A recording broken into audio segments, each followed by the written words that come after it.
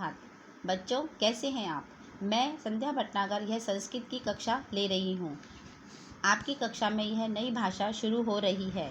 आप इसे मुश्किल भाषा समझते हैं, लेकिन ऐसा बिल्कुल भी नहीं है। यह एक रोचक भाषा है जिसे हम आराम से व जल्दी ही सीख जाएंगे। और कोई भी नई भाषा सीखने से पहले हमें उस भाषा के वर्णों की जानकारी होनी चाहिए। उन वर्णों की जानकारी से ही हम शब्द बनाएंगे और उन्हीं कई शब्दों को मिलाकर हम वाक्य बनाते हैं, तो हमें वह भाषा अच्छी तरह से समझ में आ जाती है। किसी भी भाषा पर अपनी पकड़ करने के लिए हमें उसे शुरुआत में ही अच्छे से सीखना होगा, ताकि आगे पढ़ने लिखने में कोई असुविधा ना हो।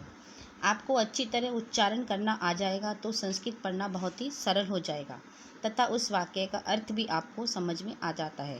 अतः आप सब यह प्रयास करें कि भाषा का उच्चारण बिल्कुल शुद्ध हो। संस्कृत भाषा हमारी सबसे प्राचीन भाषा है। अन्य भाषाएं इसी संस्कृत भाषा से ही बनी हुई हैं। सबके मूल में संस्कृत ही है। संस्कृत में ही हमारा आदि ग्रंथ रामायण भी लिखा गया है। संस्कृत का अर्थ है शुद्ध किया हुआ, परिष्कृत किया हुआ, यानी कि बिल्कुल संस्कारित किया हुआ। इसमें सभी बच्चों को शुरू में बहुत ही ध्यान से मन लगाकर पढ़ना होगा, तभी आप इसको अच्छी तरह से समझ पाएंगे। चलिए, सबसे पहले हमें संस्कृत की वर्णमाला को ही जानना व समझना होगा। आइए संस्कृत की वर्णमाला के बारे में जानते हैं। किसी भी भाषा के वर्णमाला में दो प्रकार के वर्ण होते हैं। संस्कृत में भी दो प्रकार के वर्ण होते हैं, स्वर और व्यंजन। संस्कृत में स्वर को अच कहा जाता है और व्यंजन को हल कहा जाता है। स्वर 9 होते हैं, व्यंजन 33 होते हैं। कुल मिलाकर 42 वर्ण होते हैं। आइए स्वर किसे कहा जाता है ये जानें। स्वर स्वतंत्र होते हैं। ये संस्कृत के स्वर हैं अ, ई, उ, री, री, ए, ओ, ऐ, औ। ये भी दो प्रकार के होते हैं। पहले 5 मूल स्वर कहे जाते हैं, जिनके निर्माण के लिए हमें किसी अन्य स्वर की ज़रूरत नहीं पड़ती। ये स्वयं में ही पूरा वर्ण होता है।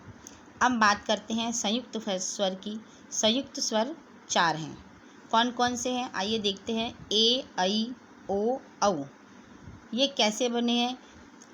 अ प्लस ई ए, अ प्लस ए ऐ, अ प्लस ओ, अ प्लस ओ, औ। इन दोनों में स्वर को मिलाकर के एक नया स्वर बनाया गया है, जो संयुक्त स्वर कहलाता है। ये आपको ध्यान रखना है। अब बात करते हैं व्यंजन की। व्यंजन संस्कृत में 33 होते हैं, जो कि आधे कहे जाते हैं और ये हलंत लगाकर लिखे जाते हैं। स्वरों के सहयोग के बिना व्यंजनों का उच्चारण संभव नहीं है। जिस व्यंजन में जो भी स्वर लगाया जाता है, वह व्यंजन वैसा ही रूप धारण कर लेता है। उस व्यंजन का उसी स्वर के अनुरूप ही उच्चारण होता है। व्यंजन भी 3 प्रकार के बताए गए हैं, स्पर्श व्यंजन, अंतस्थ व्यंजन और ऊष्म व्यंजन।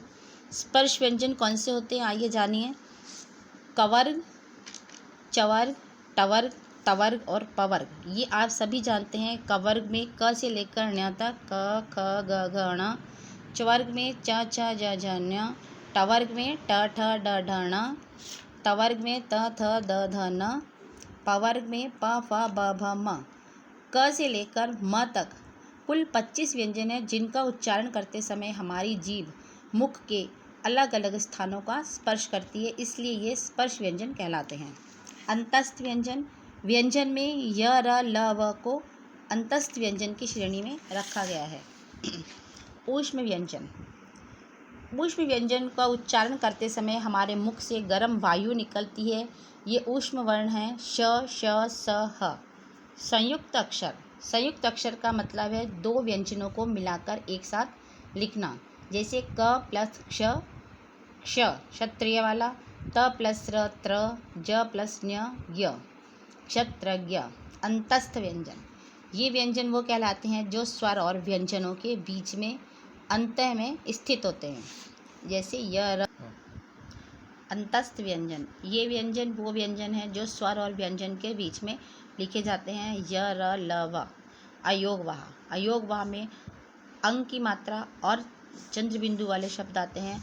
अनुस्वार वाले, जिन्हें वर्णमाला में गिना नहीं जाता किंतु वर्णमाला में काम में आते हैं। ये अ अक्षर के ऊपर स्थित बिंदी का चिन्ह लगा करके लिखा जाता है, जिसे अनुस्वार कहलाता है।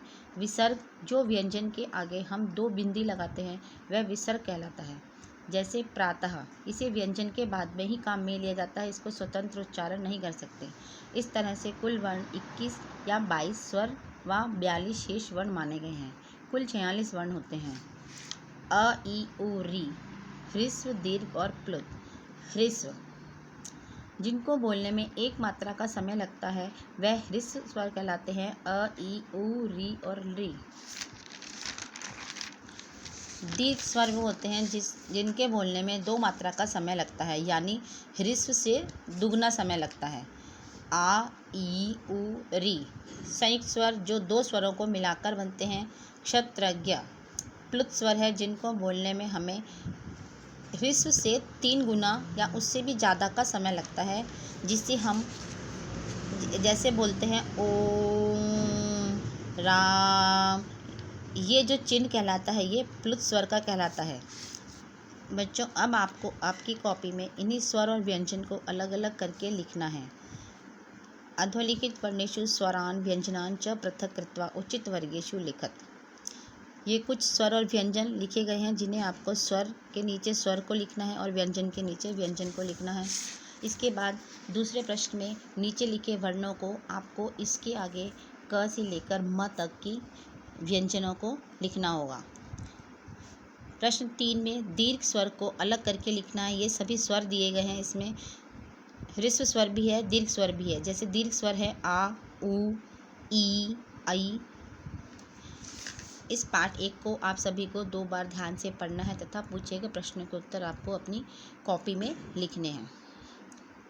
धन्यवाद।